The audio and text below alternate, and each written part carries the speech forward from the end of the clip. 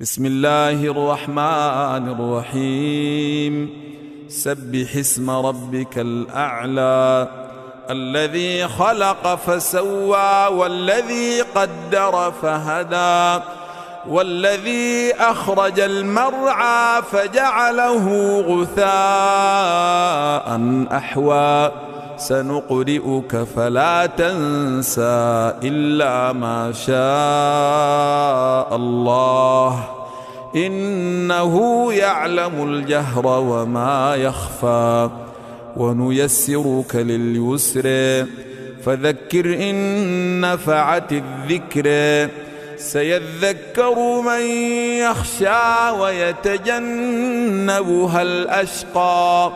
الذي يصلى النار الكبرى ثم لا يموت فيها ولا يحيا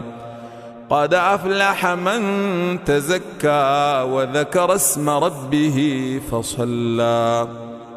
بل يؤثرون الحياة الدنيا والآخرة خير